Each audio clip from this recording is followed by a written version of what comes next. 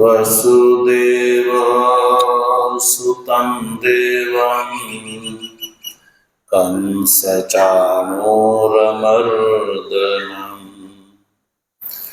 देवकी परमानन्दं कृष्णं वन्दे जगद्गुरुं। मूकं करोति वाचालं पंगुं लंघयते गिरिं यत्कृपातमहं वन्दे परमानन्दमाधवम्।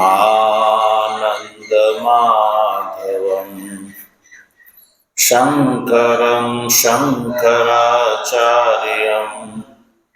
केशवं बादरायणम् सूत्रभाष्यो कृतौ वन्दे भगवन्तौ पुनः पुनः। ईश्वरो गुरुरात्मेति मूर्तिभेदविभागिने व्योमवद्व्याप्तदेहाय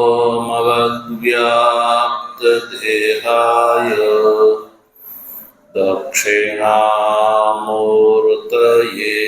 नमः। ॐ शान्तिः शान्तिः शान्तिः। तत्वजिज्ञासु सज्जनों, भगवत कृपाथी श्रीमद् भगवद गीता ना शांकर भाष्य सहित विचार क्रम में प्रथम एवं द्वितीय अध्याय नो विचार कर्या पछी तृतीय अध्याय ना विचार क्रम में अर्जुन ना प्रश्न विषयक बे श्लोक नो विचार करी लीधो आपणे। त्यारबाद भगवान श्री कृष्ण तृतीय श्लोक थी अर्जुन ना प्रश्न नो उत्तर देवानो प्रारंभ कर्यो। ये तृतीय श्लोक पण आपणे समझी चूक्या। त्यारबाद चतुर्थ श्लोक नो जे अवतरण छे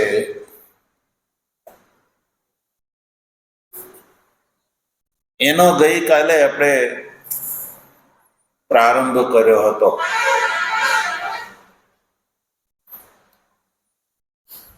तो भाष्यकार आ चतुर्थ श्लोक ऊपर बे वार अवतरण लखे छे।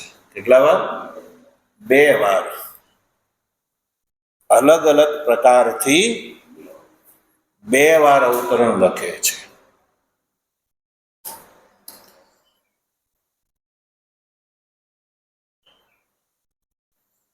पहलू जे अवतरण छे एमा अर्जुनना मननी वात प्रकट करी छे। अर्जुनना मननी वात प्रकट करी छे।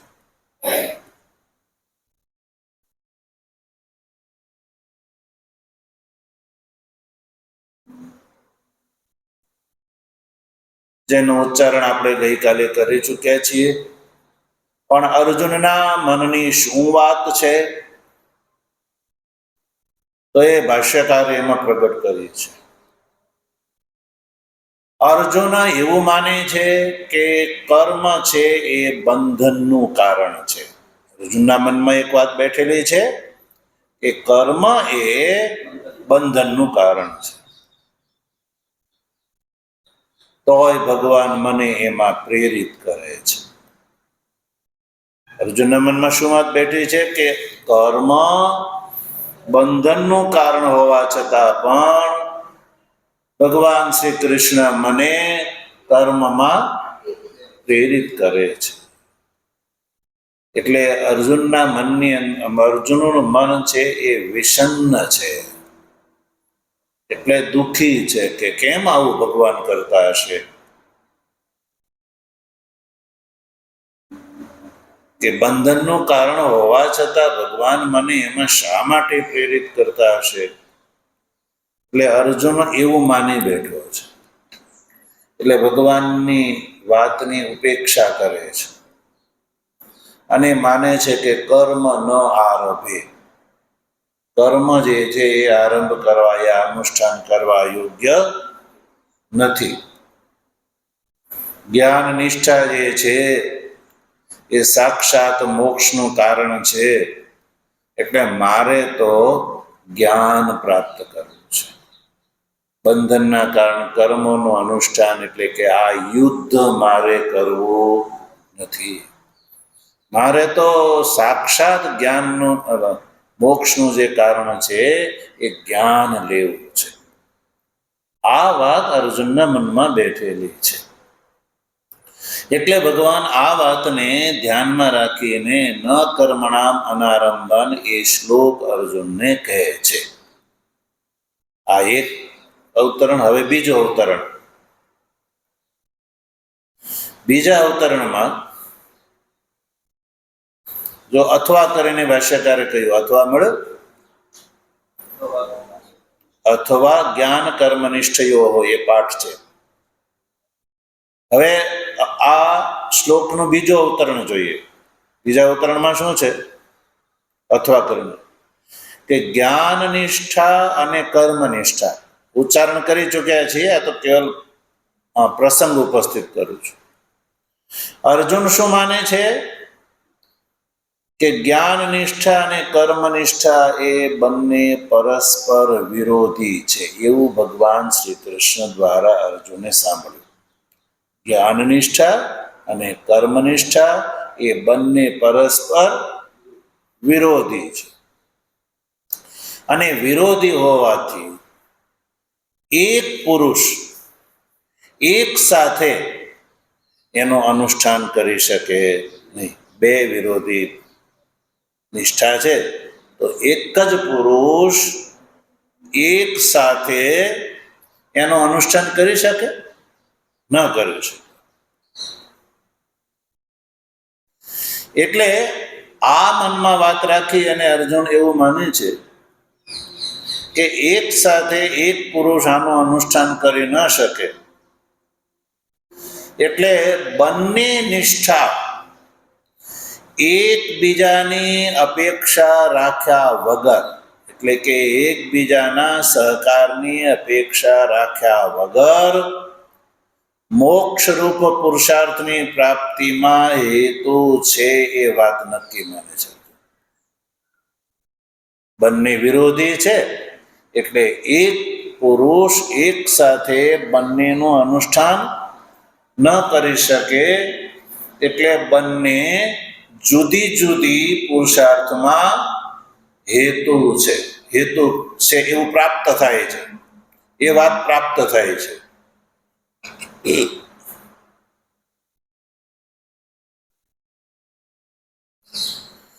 તો પછી ઇતરેતર અનપેક્ષ પુરુષાર્થમાં હેતુ પ્રાપ્ત થાય તો સજ્જનો, ભાષ્યકાર કહે છે કે એવું નથી. પરસ્પર એકબીજાની અપેક્ષા રાખ્યા વગર એ પુરુષાર્થમાં હેતુ છે એ કહેવું યોગ્ય નથી. તો કેવી રીતે? તો કહ્યું, જો કર્મનિષ્ઠા છે ને એ પુરુષાર્થની હેતુ છે, જ્ઞાન નિષ્ઠા એ પણ પુરુષાર્થની હેતુ છે, બંને પુરુષાર્થમાં હેતુ છે, પણ એકબીજાની અપેક્ષા રાખ્યા વગરની પુરુષાર્થમાં હેતુ નથી, પણ પરસ્પર એકબીજાની અપેક્ષા છે. સામાન્યતઃ પરસ્પર એકબીજાની વિરોધી છે, એટલે આપણા મનમાં સૌથી પહેલી વાત શું આવે કે આ બંને સ્વતંત્ર પુરુષાર્થમાં હેતુ હશે એવું થાય. પણ ભાષ્યકાર કહે છે કે ભલે જ્ઞાનનિષ્ઠા અને કર્મનિષ્ઠા એ વિરોધી હોય છતાં પણ એ બંને એકબીજાની અપેક્ષા રાખ્યા વગર મોક્ષમાં હેતુ નથી, પણ એકબીજાની અપેક્ષા છે મોક્ષ માટે થઈને. કેવી રીતે? તો જો કર્મનિષ્ઠા છે ને એ પુરુષાર્થમાં હેતુ છે, પણ જ્ઞાન નિષ્ઠાની પ્રાપ્તિ કરાવીને, સાક્ષાત નહીં, જ્ઞાન નિષ્ઠાની પ્રાપ્તિ કરાવીને પુરુષાર્થની હેતુ છે. એટલે સાક્ષાત ન સ્વાતંત્ર્ય નહીં, જ્ઞાન નિષ્ઠાની અપેક્ષા રાખ્યા વગર કર્મનિષ્ઠા મોક્ષમાં હેતુ છે એવું નહીં. પણ કર્મનિષ્ઠા શું કરે છે? જ્ઞાન નિષ્ઠાની પ્રાપ્તિમાં હેતુ છે. કેવી રીતે હેતુ છે? તો અધિકારી સૌ પ્રથમ કર્મનિષ્ઠાનું અનુષ્ઠાન કરે તો ચિત્તની શુદ્ધિ થાય છે. ચિત્તની શુદ્ધ અને ચિત્ત શુદ્ધ વાળો જ જ્ઞાન નિષ્ઠાનો અધિકારી છે. એટલે કર્મનિષ્ઠા એની ભૂમિકા શું છે? ચિત્તની શુદ્ધિ કરવા માત્ર. તો જેને કર્મનિષ્ઠાનું અનુષ્ઠાન કર્યું આ જન્મમાં યા પૂર્વ જન્મમાં, તો કર્મનિષ્ઠાના કારણે ચિત્ત શુદ્ધ થઈ ગયું છે જેનું, તો એ ચિત્ત શુદ્ધ વાળો જ્ઞાન નિષ્ઠાનો અધિકારી બની જાય છે. એટલે કર્મનિષ્ઠા સાક્ષાતની પણ પરંપરાથી મોક્ષની હેતુ છે, ઇનડાયરેક્ટ. અને જ્ઞાન નિષ્ઠા તો કહ્યું કે જ્ઞાન નિષ્ઠા જે છે ને એ કર્મનિષ્ઠા ઉપાય લબ્ધાત્મિકા. જ્ઞાન નિષ્ઠા જે છે એ સ્વતંત્ર મોક્ષમાં હેતુ નથી. જ્ઞાન નિષ્ઠા છે એ સ્વતંત્ર જ છે, પણ કર્મનિષ્ઠાની આવશ્યકતા છે. જ્ઞાન નિષ્ઠા સ્વાતંત્ર્ય પુરુષાર્થમાં હેતુ છે, એને પુરુષાર્થની પ્રાપ્તિ કરાવવામાં અન્ય કોઈની અપેક્ષા નથી, સ્વતંત્ર જ મોક્ષમાં હેતુ છે. પણ જ્ઞાન નિષ્ઠાને પ્રાપ્ત થવા માટે કર્મનિષ્ઠા ઉપાય છે. એટલે જ્ઞાન નિષ્ઠા છે કર્મનિષ્ઠા રૂપ ઉપાયથી પ્રાપ્ત થવા વાળી નિષ્ઠા છે. અને જ્યાં સુધી કર્મનું અનુષ્ઠાન ન કરવામાં આવે ત્યાં સુધી જ્ઞાન નિષ્ઠા પ્રાપ્ત થતી નથી. એટલે કર્મનિષ્ઠા શું છે? ઉપાય છે. કર્મનિષ્ઠા રૂપ ઉપાય દ્વારા પ્રાપ્ત થયેલી જ્ઞાન નિષ્ઠા છે એ સ્વતંત્ર રૂપથી પુરુષાર્થમાં હેતુ છે. એટલે પછી સાક્ષાત પુરુષાર્થની પ્રાપ્તિમાં જ્ઞાન નિષ્ઠાને કર્મની અપેક્ષા નથી, પણ પોતાની ઉત્પત્તિ થવામાં કર્મની અપેક્ષા છે. સ્વ ઉત્પત્ત જ્ઞાન નિષ્ઠાને કર્મનિષ્ઠાની અપેક્ષા પોતાની ઉત્પત્તિમાં છે, ફળ પ્રદાન કરવામાં નહીં. આ રીતે વ્યવસ્થા છે. તો આ જે અર્થ છે એ દેખાડવાની ઈચ્છાથી ભગવાન શ્રી કૃષ્ણ ચતુર્થ શ્લોક થી અર્જુનને ઉપદેશ કરે છે. એટલે આપણે ચતુર્થ શ્લોકનો પુનઃ ઉચ્ચારણ કરીશું. ન કર્મણામ નારંભ નૈષ્કર્મ્યમ પુરુષોશ્નુતે ન ચ સંન્યસનાદેવ સિદ્ધિમ સમધિગચ્છતિ. તો સજ્જનો, આના આપણે સંધિ વિગ્રહ પણ કરી ચૂક્યા હતા અને આના આપણે 2 વાક્ય બનાવ્યા છે. કેટલા? 2. પૂર્વાર્ધનું 1 વાક્ય અને ઉત્તરાર્ધનું 1 વાક્ય. પૂર્વાર્ધનું વાક્યમાં ભગવાન શું કહે છે? જો આ શ્લોકમાં અર્જુનને માટે કોઈ સંબોધન નથી, પણ આપણે પાછળના શ્લોકથી સંબોધન લાવવાનું છે. પાછળના શ્લોકમાં અનઘ એવું સંબોધન છે. તો એ અનગ સંબોધનને અહીંયા લાવો અને સમજો કે હે અનગ કર્મણામ અનારંભાન પુરુષ નૈષ્કર્મ્યમ ન અશ્નોતે, આવું વાક્ય થયું. કર્મણામ, હે અનગ કર્મણામ અનારંભાત પુરુષ નૈષ્કર્મ્યમ ન અશ્નોતે, આ પહેલું વાક્ય બન્યું.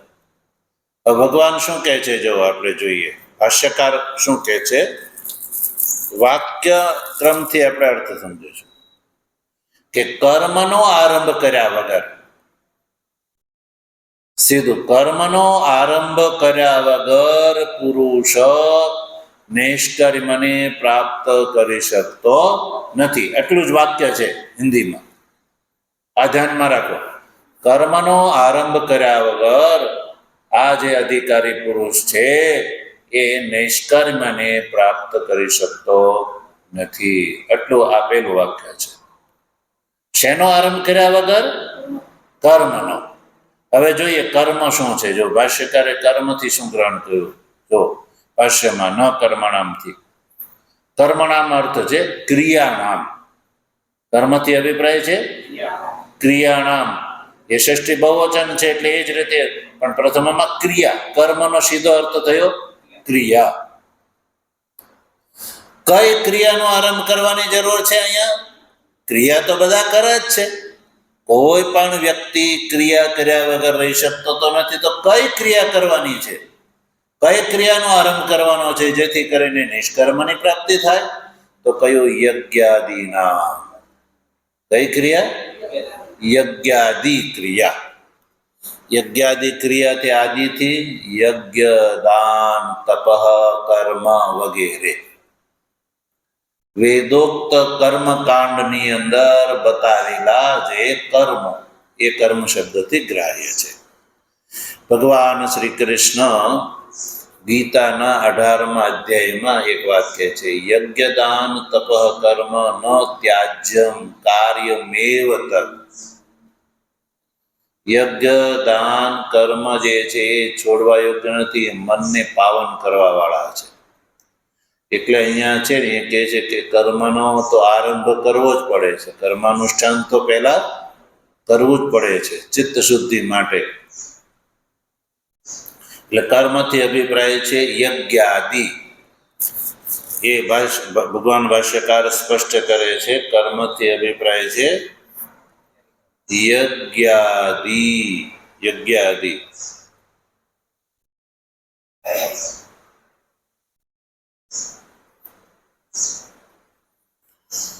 સારું, ચાલો, યજ્ઞાદિ કર્મ જે છે એ કરવાના છે, એ નક્કી વાત છે. યજ્ઞાદિ કર્મ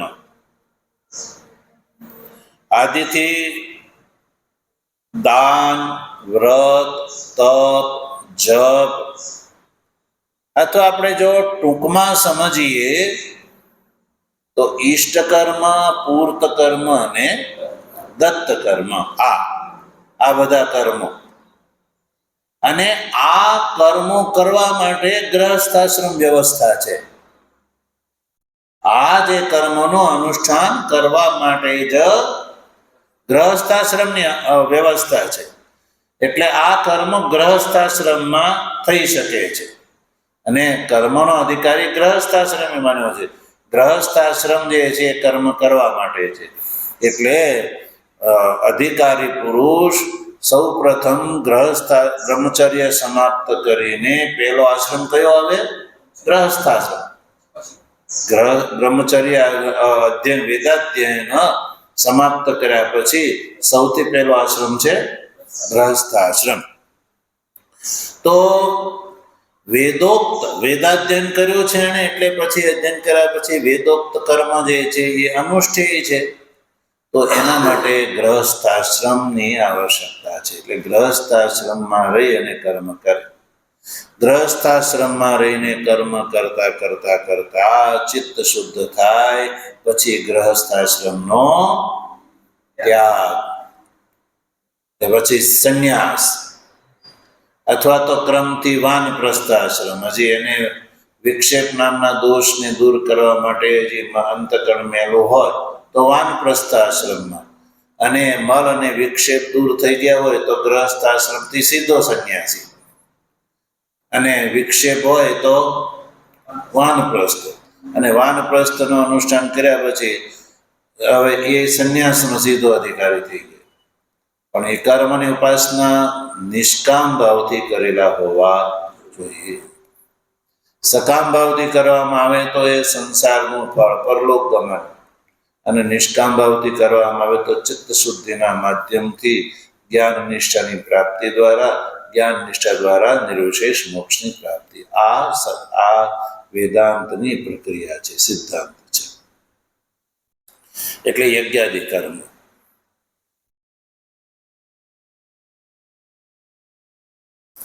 હવે અહીંયા પાસે એક પ્રશ્ન ઉભો થયો કે આપણે ત્યાં એવા પણ મહાપુરુષો થયા છે, જેવી રીતે સુખદેવજી. જન્મતાની સાથે જ એને સંન્યાસ ગ્રહણ કરી લીધો, ગ્રહ ત્યાગ કરીને જંગલમાં ચાલ્યા ગયા. એના પિતા વ્યાસજી એની પાછળ દોડ્યા, પણ સુખદેવજીએ કાંઈ મચક આપી નહીં. યમ પ્રવજંત મનુપેતમ પેત કૃત્ય દ્વૈપાયનો વિરહ કાતર આજુહાવ પુત્રીતિ તન્મયતયા તર્વોભિનેદુઃ તમ સર્વભૂત હૃદય મુનિમાનતોસ્મિ. આવી સુખદેવજી મહારાજ વિશે એક સ્તુતિ ભાગવતમાં જોવા મળે છે કે જે જન્મતાની સાથે જ ગ્રહસ્થ આશ્રમ અને તેના સગા સંબંધનો ત્યાગ કરી અને સુખદેવજી મહારાજ પ્રવજંતા સંન્યાસ ગ્રહણ કરીને જંગલમાં ચાલ્યા. પિતાજી અનુપેતમ એની પાછળ પડ્યા. પુત્ર પુત્ર ઇત્યાદિ અવાજ કર્યો. પુત્રેતિ તન્મય થયા, પણ સુખદેવજી તો તત્ની અંદર તન્મય હતા, એટલે એને કઈ સાંભળ્યું નહીં. પણ તર્વોભિનેદુ, વૃક્ષોએ ઉત્તર આપ્યો વ્યાસજી મહારાજ. આવા સુખદેવજી મહારાજ છે. તો પ્રશ્ન ઉભો થાય કે એ તો જ્ઞાની હતા, મુક્ત હતા, તો એણે ક્યાં કર્મ કર્યા હતા? એ વાત અહીંયા ભગવાને કહ્યું કે કર્મનિષ્ઠા છે એ જ્ઞાન નિષ્ઠાનો ઉપાય છે. તો ઉપાય વગર ઉપેયની પ્રાપ્તિ થાય નહીં.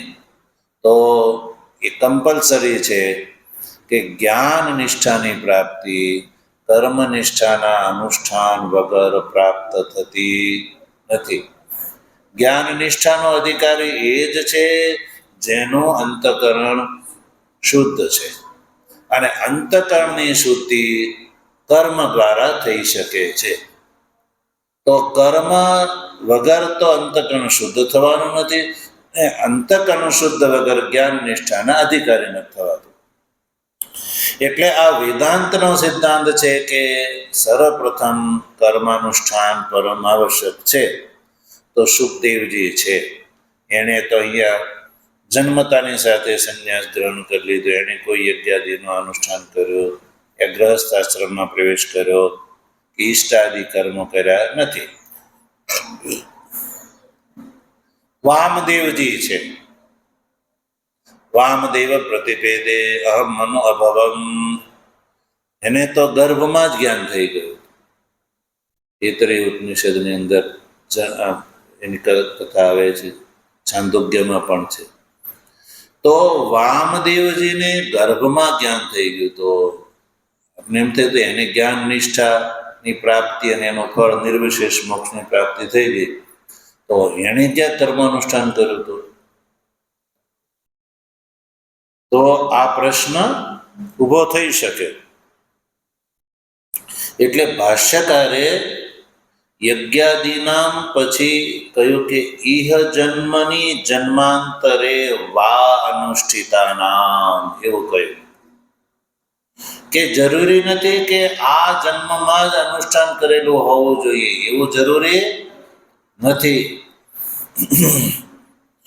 ઇહ જન્મની જન્માંતરે, આ જન્મમાં અથવા તો પૂર્વ જન્મમાં.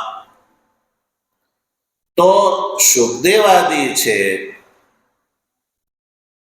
એણે આ જન્મમાં અનુષ્ઠાન નથી કર્યું તો જ્ઞાન એને પ્રાપ્ત થયું છે, એનો મતલબ છે પૂર્વ જન્મમાં એ કર્મનું અનુષ્ઠાન કરી ચૂક્યા હતા અને એ પૂર્વ જન્મમાં એનું ચિત્ત શુદ્ધ થઈ ગયું હતું અને ચિત્ત શુદ્ધ થયા પછી એને જ્ઞાન નિષ્ઠાની પ્રાપ્તિ થઈ છે. વામદેવજીને તો કર્મનિષ્ઠા અને જ્ઞાનનિષ્ઠા, જ્ઞાનનિષ્ઠા એટલે અહીંયા સંન્યાસ ગ્રહણ કર્યા પછી વેદાંતનું શ્રવણાદિ સાધન ગર્ભમાં ક્યાં કર્યો? એટલે વામદેવજી માટે તો કર્મનિષ્ઠા અને જ્ઞાનનિષ્ઠા જે છે એ બંને પૂર્વ જન્મમાં, કેવલ એને બ્રહ્માસ્મિ અનુભવ જ બાકી હતો. પણ જ્ઞાનનિષ્ઠા એટલે કે વેદાંતનો અંતરંગ સાધન જે શ્રવણાદિ છે, સંન્યાસ ગ્રહણ કર્યા પછી આ જે વેદાંતનો શ્રવણ, મનન અને નિધિધ્યાસન એ પૂર્વ જન્મમાં કરી ચૂક્યા હતા. બસ એના કેવલ અજ્ઞાન દૂર થવાનું જ બાકી હતું, એ એને ગર્ભમાં થઈ ગયું. એટલે ગર્ભમાં એને અનુભવ થઈ ગયો વામદેવ પ્રતિભેદે અહમ મનો અભવમ ઇત્યાદિ, હું જ આ બધું ઉત્પન્ન થયેલો છું, એવું એને બોધ થયું. તો એ માનવાનું કે જન્માંતરમાં પણ કરેલા કર્મનું અનુષ્ઠાન, નિષ્કામ ભાવથી કરેલું અનુષ્ઠાન સમાપ્ત થતું, કે કોઈ પૂર્વ જન્મમાં કર્યું અને એ જન્મમાં એને જ્ઞાન ન થયું અને મૃત્યુ આવી ગયું, તો એવું નથી કે એ કરેલા કર્મનું અનુષ્ઠાન વ્યર્થ થયું, એવું નથી. એ સેવ થઈ જાય છે, એ સમાપ્ત થતા નથી. એ બીજા જન્મમાં એ કેરી ફોરવર્ડ થાય છે. એટલે પછી બીજા જન્મમાં, આગળના જન્મમાં એ ત્યાંથી પ્રારંભ કરે છે. અને એટલે જ તો આપણે જોઈ શકીએ છીએ સજ્જનો કે આપણે જે જન્મતાની સાથે જ એક સાથે બે ટ્વિન્સ બાળકો જન્મે, એક જ માતાથી બે ટ્વિન્સ બાળકો જન્મે, તો બેવના પ્રારબ્ધની અંદર, સ્વરૂપની અંદર, સ્વભાવની અંદર કેટલો બધો ભેદ હોય છે. તો એ ભેદનું કારણ આ જન્મમાં તો કોઈ છે નહીં, એટલે પૌર્વદ્વેહિક છે. એટલે આનાથી સજ્જનો એક વાત એ સિદ્ધ થાય છે કે પૂર્વજન્મ અને પુનર્જન્મ આ યુક્તિથી જ સિદ્ધ થઈ જાય છે, શાસ્ત્રનો વિચાર કરવાની જરૂર નથી. જે લોકો પૂર્વ અને પુનર્જન્મ નથી માનતા, તો એને પૂછો કે જન્મતાની સાથે જે ભેદ છે અને સુખ દુઃખનો અનુભવ છે, શું એ અકારણ હોઈ શકે? અકારણ તો હોઈ શકે નહીં. અને એનો ફ્રેશ પહેલો જ જન્મ હોય તો એક વ્યક્તિ જન્મતાની સાથે દુઃખી અને એક સુખી, તો એ સુખ દુઃખ જે છે એ અકારણ તો હોઈ શકે નહીં. અને ફ્રેશ ફર્સ્ટ જન્મ છે, પહેલો જ જન્મ છે, એટલે એનો મતલબ પહેલા તો હતો નહીં, પૂર્વ જન્મ નથી માનતા. એની દ્રષ્ટિ તો આ મનુષ્ય જન્મ કેવો કહેવાય? પહેલો જન્મ જ કહેવાય ને, પૂર્વ જન્મ હતો જ નહીં, તો પહેલી વાર જ જન્મ કહેવાય ને એની દ્રષ્ટિથી. તો પહેલી વાર જન્મ છે તો એને તો કર્મ પહેલાનો કોઈ છે જ નહીં, તો કેમ દુઃખી, કેમ સુખી જન્મતાની સાથે? અહીંયા તો એને કોઈ બુરા કર્મ યા હારા કર્મ કર્યા નથી. તો સુખ ને દુઃખનો જે છે અકારણ તો સંભવ જ નથી કે કઈ વગર કારણે કોઈ સુખી ને વગર કારણે કોઈ દુઃખી. તો એને ત્યાં આ પ્રશ્નનો ઉત્તર નથી. આપણે ત્યાં છે કે પૂર્વમાં એને કરેલા કર્મ અનુસાર આ જન્મમાં એ સુખી દુઃખી થાય છે. હવે જ્યારે પૂર્વ જન્મ સિદ્ધ થઈ જાય છે ત્યારે પુનર્જન્મ પણ સિદ્ધ થઈ ગયો. કેમ કે પૂર્વનું શરીરનો એને ત્યાગ ક્યારે કર્યો? મૃત્યુ થયું ત્યારે, કે એક સાથે એ બે શરીરને ગ્રહણ કર્યા એને મૃત્યુ થયું. પૂર્વ દેહ જે છે એ છૂટ્યો ત્યારે જ એને આ દેહ ધારણ કર્યો કે નહીં? તો મૃત્યુ થયા પછીનો આ જન્મ થયો કહેવાય કે નહીં? એટલે પુનર્જન્મ.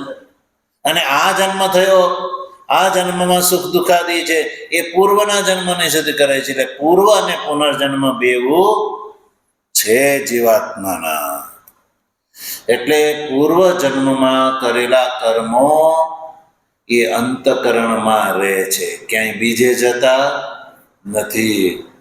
અને ઈશ્વર જે છે સજ્જનો, આ સંસારનું જે શાસન કરે છે, તો એ શાસન કરે છે એ પ્રત્યેગાત્મ રૂપથી શાસન કરે છે. કે એવું નથી કે ભગવાનની કંઈક ઓફિસ એક જગ્યાએ હશે અને ત્યાં રહીને સંચાલન કરે છે, એવી આ વ્યવસ્થા નથી. સર્વભૂત પ્રાણી સમુદાયના અંતકરણમાં રહીને સંપૂર્ણ સંસારનું શાસન થાય છે. એટલે ઈશાવાસ્યમ ઇદગુમ સર્વમમાં ભાષ્યકારે કહ્યું કે ભગવાન આ સંસારના શાસક છે, પણ કેવા રૂપથી? સર્વભૂતાનામ પ્રત્યેગાત્મતયા, પ્રત્યેક રૂપથી બધાના હૃદયની અંદર બેસી. એટલે એના અસ્તિત્વથી આ શાસન થાય છે, ચૈતન્ય અસ્તિત્વથી. તો આપણા હૃદયની અંદર, એટલે ઉપનિષદ કહે છે કે આ જે શરીર છે એની અંદર, હૃદયની અંદર બે પક્ષી, શરીર રૂપી વૃક્ષ ઉપર બે પક્ષીની કલ્પના કરી. એક જીવ પક્ષી અને એક ઈશ્વર પક્ષી. તો ઔપાધિક જે છે દશા છે એ જીવ પક્ષી છે, ઉપાધિ દશામાં જીવ, અને નિરુપાધિ દશામાં ઈશ્વર. એ અંતકરણમાં જ છે, એ બહાર તો છે ને, એ પણ અંતકરણમાં જ છે. દ્વાસુ પર્ણા સયુજા સખાયા સમાનમ વૃક્ષમ પરિષસ્વ જાતે તયોઃ અન્યમ પીપલમ સ્વાદુ અત્તિ અનશ્નન અન્યો અભિજાકશીતિ. આવો આ મંત્ર છે ઉપનિષદનો. તો બે ચેતન તો એક જ છે, પણ ઉપાધિ ભેદથી બે કલ્પના કરવામાં આવી કે ઉપાધિ દશામાં જીવ અને નિરુપાધિ દશામાં ઈશ્વર. એ ત્યાં ને ત્યાં જ. તો ઉપાધિ દશામાં ઘેરાયેલો જીવ પોતાને અલ્પજ્ઞ સમજે છે, અને જ્યારે આ જે પ્રક્રિયા છે વેદાંતની, પેલા કર્માનુષ્ઠાન, ચિત્ત શુદ્ધિ, પછી સંન્યાસ અને જ્ઞાન નિષ્ઠા અને વેદાંતના શ્રવણાદિ સાધન દ્વારા અવિદ્યાની નિવૃત્તિ થતા એ જ જગ્યાએ હું બ્રહ્મ સ્વરૂપ છું એ અનુભવ થાય છે. જ્યાં જીવનો અનુભવ થતો હતો એ જ જગ્યાએ. એટલે એ દ્રષ્ટિથી ઉપાધિથી કહ્યું કે જીવ અને ઈશ્વર બેઉ અહીંયા જ રહે છે. એટલે જીવરૂપથી વ્યક્તિગત શરીરનું શાસન, ક્યાં જવું છે, ક્યાં નહીં ખાવું છે, એ કોણ શાસન કરે? જીવ કરે. અને જે સર્વત્ર વ્યાપ્ત, જેનું બધાની સાથે કનેક્શન છે એવું ચૈતન્ય છે, એ સર્વત્ર વ્યાપ્ત ઈશ્વર છે. એ પણ અંદર જ રહીને શાસન કરે છે. એનું શાસન સજ્જનો કેવું છે કે આ શરીરને સત્તા પ્રદાન કરવું, સત્તા પ્રદાન કરવી, જીવરૂપથી સત્તા એ પ્રદાન કરીને. એટલે આ જે જીવાત્મા છે એ આ જન્મતાની સાથે એનો જન્મ, મૃત્યુની સાથે મૃત્યુ એવું થતું નથી, પણ જીવાત્મા જે છે સજ્જનો એ ઈશ્વરનો અંશ છે. એટલે ઈશ્વર અંશ જીવ અવિનાશી ચેતન અમલ સહજ સુખ રાશિ. એ મરતો નથી. જ્યાં સુધી અવિદ્યા છે ત્યાં સુધી જીવભાવ રહેવાનો છે. એટલે પૂર્વ જન્મ પણ છે અને પુનર્જન્મ પણ છે. એટલે પૂર્વ જન્મમાં નિષ્કામ કર્મનું અનુષ્ઠાન કરતા કરતા સંભવ છે આયુષ્ય અલ્પ હોય તો શરીર છૂટી જાય. તો કર્મનું અનુષ્ઠાન કર્યું, ચિત્ત શુદ્ધિ થઈ ગઈ, પણ સંન્યાસ ગ્રહણ ન થયો, તો પછી એનો જ્યારે નવો બીજો વાર મનુષ્ય જન્મ આવે તો એ બાલ્યાવસ્થાથી સંન્યાસ ગ્રહણ કરીને આગળની સાધના ચાલુ કરે. આ જ પ્રક્રિયા છે. એટલે ભાષ્યકારે કહ્યું, ઇહ જન્મની જન્માંતરે વા, અનુષ્ઠિતાનામ, આ જન્મમાં અથવા પૂર્વ જન્મમાં કર્મનું અનુષ્ઠાન કરેલું હોવું જોઈએ. તો ભાઈ કર્મના અનુષ્ઠાનથી લાભ શું? તો કઈ ઉપાત્ત દુરિત ક્ષય કરે છે. કર્મ શું કરે છે? ઉપાત્ત અને દુરિતના ક્ષયમાં હેતુ છે. આ જન્મમાં યા પૂર્વ જન્મમાં કરેલા કર્મો ની ભૂમિકા શું છે? ઉપાત્તનો દુરિત અને ક્ષયમાં હેતુ, ઉપાત્ત દુરિત ક્ષયમાં હેતુ છે આ કર્મ. ઉપાત્ત દુરિતના ક્ષયમાં આ કારણ છે.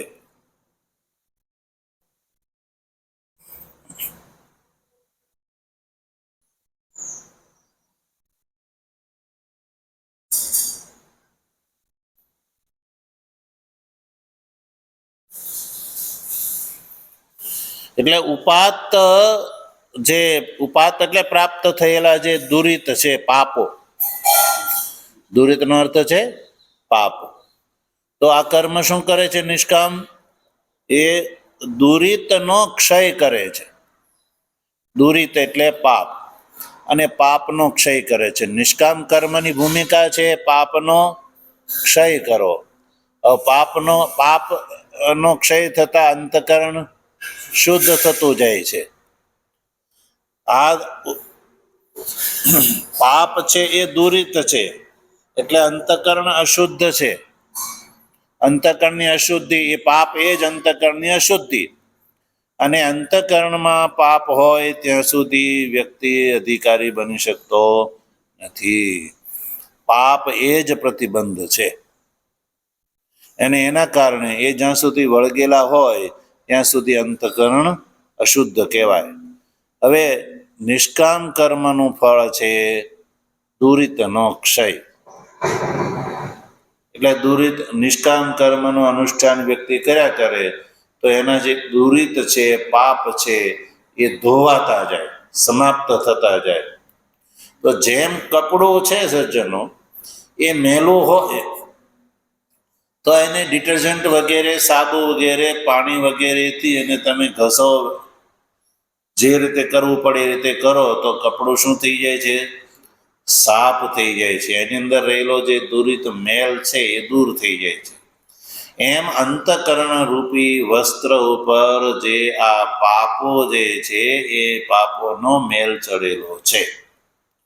એટલે પાપોના મેલના કારણે આ જે સંસાર છે એ મિથ્યા છે, એ બોધ થતો, વિવેક થતો નથી. આત્મા અને અનાત્માનો વિવેક નથી થતો દુરિતના કારણે. તો આત્મા અને અનાત્માનો વિવેક ન થવો એટલે કે અંતકરણ મેલું છે. અને અંતકરણ સ્વચ્છ થઈ જાય છે એટલે અધિકારીને આત્મા અને અનાત્માનો વિવેક થઈ જાય છે. શુદ્ધિની આ પરાકાષ્ઠા, વિવેક થવો, દેખાવા લાગવું. જે વસ્તુ હોય એ દેખાવા લાગવી. અને અંતકરણ અશુદ્ધ દશામાં આ જે સંસારને પરમાત્મા મિશ્ર દેખાય છે, પણ પછી વિવેક થઈ જાય છે. અને વિવેક થયા પછી નિત્યનું ગ્રહણ અને અનિત્યનો ત્યાગ, એનું નામ છે વૈરાગ્ય. અને એના અભાવમાં જે સહન કરવાનું સામર્થ્ય, શબ્દમાં જે ષટ સંપત્તિ, અને પછી સંસારનો લાભ નહીં લેવો અને એકમાત્ર નિર્વિશેષ મોક્ષની પ્રાપ્તિની કામના, એનું નામ છે મુમુક્ષુત્વ. આ ચાર સાધનથી સંબંધ થયેલો વ્યક્તિ જ્ઞાન નિષ્ઠાનો અધિકારી થઈ ગયો કહેવાય. એટલે કર્મ છે એ ઉપાત્ત દુરિત ક્ષયમાં હેતુ થઈને સત્વ શુદ્ધિ કારણાનામ, ભાષ્યકારે લખ્યું. એટલે કર્મો કેવા છે? સત્વ શુદ્ધિના કારણ છે, સત્વ શુદ્ધિ પ્રદાન કરવા વાળા છે. સત્વ શુદ્ધિ એટલે સત્વ એટલે અંતકરણ અને એની શુદ્ધિ ના કારણ છે. સત્વ શુદ્ધિ કારણાનામ એટલે કે સત્વની શુદ્ધિમાં કારણ છે આ કર્મો. એટલે સત્વ શુદ્ધિ કરી અને કર્મો જે છે નિવૃત્ત થઈ જાય છે. ફટકરી છે એ મેલને દૂર કરીને પોતે પણ, કારણ કે પોતે પણ એક મેલ જ છે, જો એ મેલને દૂર કરીને એ પાછી રહે તો પણ પાણી તો અશુદ્ધ જ રહે. એટલે ફટકરી શું કરે છે, પાણીની અંદર નાખો તો મેલને પેલા બેસાડી અને પોતે પણ નીચે બેસી જાય છે. આ પ્રક્રિયા એટલી જ ભૂમિકા કર્મોની છે. સત્વ શુદ્ધિ કરી અને પોતે પણ નિવૃત્ત થઈ જાય છે. એટલે પછી અધિકારી સર્વ કર્મના સંન્યાસનો અધિકારી બને, પછી એને કર્મ અનુષ્ઠાન રહેતું નથી. એટલે એ સંન્યાસ, એ અવસ્થાને સંન્યાસ કહેવામાં આવે છે. સંન્યાસ દશામાં વેદાંતનું શ્રવણાદિ સાધન કરવાનું છે. એટલે નક્કી થયું કે તત્કારણત્વેન જ્ઞાન ઉત્પત્તિ દ્વારેણ જ્ઞાન નિષ્ઠા હેતુ નામ. તો આ કર્મ જ્ઞાન નિષ્ઠામાં હેતુ થયા. જ્ઞાનની ઉત્પત્તિ દ્વારા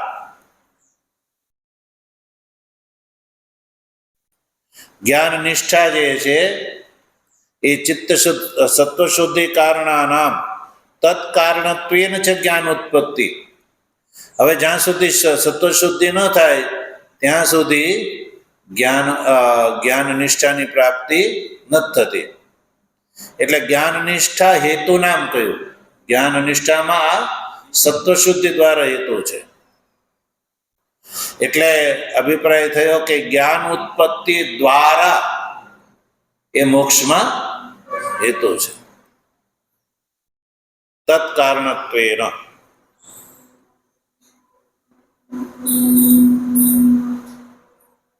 કર્મ જે સાક્ષાત મોક્ષમાં હેતુ નથી, પણ જ્ઞાન નિષ્ઠાની ઉત્પત્તિમાં કારણ છે.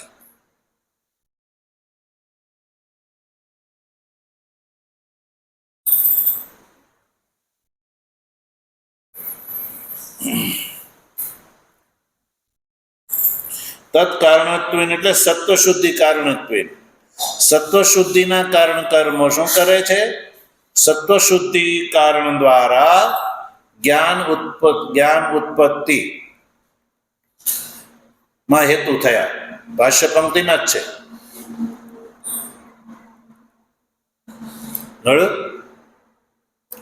તત્કારણત્વેન ચ જ્ઞાન ઉત્પત્તિ દ્વારેણ જ્ઞાન નિષ્ઠા હેતુ નામ. તેમાં તત્કારણત્વમાં તત્ શબ્દનો અર્થ છે સત્વશુદ્ધિ. સત્વશુદ્ધિનું કારણ છે કર્મો, અને એ કારણ દ્વારા જ્ઞાન ઉત્પત્તિ થાય, અને જ્ઞાન ઉત્પત્તિ દ્વારા મોક્ષ. બરાબર? એટલે જ્ઞાન નિષ્ઠા હેતુ નામ જ્ઞાન ઉત્પત્તિ દ્વારા. જ્ઞાન નિષ્ઠામાં હેતુ છે, જ્ઞાન નિષ્ઠામાં હેતુ છે. કર્મ વગર જ્ઞાન નિષ્ઠાની પ્રાપ્તિ થતી નથી. જ્ઞાન નિષ્ઠાની પ્રાપ્તિમાં હેતુ છે. એટલે જ્ઞાન નિષ્ઠાની પ્રાપ્તિમાં હેતુ બનીને એ પુરુષાર્થનો હેતુ બને છે. એટલે ઇનડાયરેક્ટ. તો પછી એમાં કોઈ પ્રમાણ છે કે તમે કોરી કલ્પના કરો છો? ભાષ્યકારની સામે આ પ્રશ્ન ઉભો થાય તો પ્રમાણ દીધું જો. જ્ઞાનમ ઉત્પદ્યતે પુંસામ ક્ષયાત પાપસ્ય કારણમ. એ પ્રમાણ છે સજ્જન. યથાદર્શ તલ પ્રખ્યે પશ્યત્યાત્માનમાત્મનિ. મહાભારતના શાંતિ પર્વનો સજ્જનો આ શ્લોક છે. આ સ્મૃતિ વાક્ય છે. શું કહ્યું એમાં? જ્ઞાનમ ઉત્પદ્યતે, જ્ઞાન ઉત્પન્ન થાય છે પુંસામ. પુંસામ એટલે પુરુષને જ્ઞાન પ્રાપ્ત થાય છે, પણ ક્યારે? પાપસ્ય ક્ષયાદ. કર્મણઃ પાપસ્ય ક્ષયાદ. કર્મ દ્વારા પાપનો ક્ષય થયા પછી પુરુષને જ્ઞાનની ઉત્પત્તિ થાય છે. એટલે નિષ્કામ કર્મ જે છે એ જ્ઞાનની ઉત્પત્તિમાં આ રીતે પાપનો ક્ષય કરીને તો બને છે. સાક્ષાત નહીં, પણ પાપનો ક્ષય કરીને. કેવી રીતે સજ્જનો? જેવી રીતે યથા આદર્શ તલ પ્રખ્યે. આદર્શ એટલે અરીસો જે છે, એની જે સપાટી છે સજ્જનો, એ સાફ કરો ત્યારે જ આત્માનમ આત્મનિ પશ્યતિ. આપણે અરીસામાં મુખ જોવું હોય તો અરીસો જે છે એ ધૂળથી આવૃત હોય તો આપણું મુખ દેખાશે? નહીં દેખાય. તો અરીસાની અંદર યોગ્યતા છે, પણ રજથી એ આવૃત થઈ ગયો છે. હવે જો એ રજને ખંખેરી નાખવામાં આવે, સાફ કરી નાખવામાં આવે, તો આપણું મુખ છે એ જેવું છે એવું દેખાય. એટલે આદર્શ તલ પ્રખ્યે, આદર્શ તલ એટલે અરીસાનો જે તળ છે એનો સફાઈ થવાથી આત્માનમ આત્મનિ પશ્યતિ, એવી રીતે જેમ દ્રષ્ટાંત બતાવ્યું એવી જ રીતે આ અધિકારી છે એ આત્માની અંદર જ આત્માને જોઈ છે, પોતે જ પોતાની અંદર દર્શન એનું આત્માનું થઈ શકે છે, બહાર ક્યાંય જવાની જરૂર નથી. આ સ્મૃતિ વાક્ય પણ આ વાતને કહે છે. એટલે કર્મોની આવશ્યકતા છે એ વાત નક્કી થઈ ગઈ. એટલે હવે જો આગળ કર્મણામ અનારંભાત કહ્યું, આ કર્મણામ શબ્દનું અહીં સુધી વ્યાખ્યાન થયું. તો આવા જે કર્મો છે, પાપના ક્ષય કરીને જ્ઞાનની ઉત્પત્તિમાં હેતુભૂત કર્મો, હવે એનો જ્યાં અનારંભાત, એનું જો અનુષ્ઠાન કરવામાં ન આવે તો ચિત્ત શુદ્ધિ થાય નહીં, અને ચિત્ત શુદ્ધિ ન થાય તો નિષ્કર્મની પ્રાપ્તિ ન થાય. અનારંભાત એટલે અનઅનુષ્ઠાનાત. અર્જુન કહે છે કે મારે કર્મોનું યુદ્ધ નથી કરવું. અનઅનુષ્ઠાનાત એટલે અનુષ્ઠાન નહીં કરવાથી શું નુકસાન થશે? નૈષ્કર્મ્યમ પુરુષ ન અશ્નુતે, નૈષ્કર્મની પ્રાપ્તિ નહીં થાય. હવે આ નૈષ્કર્મ્ય શું છે એ ભગવત કૃપાથી આપણે આગળ એનો વિચાર કરીશું. ઓમ વસુદેવ સુતમ દેવમ કંસચાણૂરમર્દનમ દેવકી પરમાનંદમ કૃષ્ણં વંદે જગદ્ગુરુ. મૂકં કરોતિ વાચાલં પંગું લંઘયતે ગિરિં યત્કૃપાતમહં વંદે પરમાનંદમાધવં. શંકરં શંકરાચાર્યં કેશવં બાદરાયણં સૂત્રભાષ્યકૃતૌ વંદે ભગવन्तौ પુનઃ પુનઃ. ઈશ્વરો ગુરુરાત્મેતિ મૂર્તિભેદવિભાગિને વ્યોમવદ્વ્યાપ્તદેહાય દક્ષિણામૂર્તયે નમઃ. ઓમ શાંતિ શાંતિ શાંતિ. સદગુરુ દેવની જય, સ્વામીજી મહારાજની જય, સનાતન ધર્મની જય, આદ્ય જગદગુરુ શ્રી શંકરાચાર્ય ભગવાન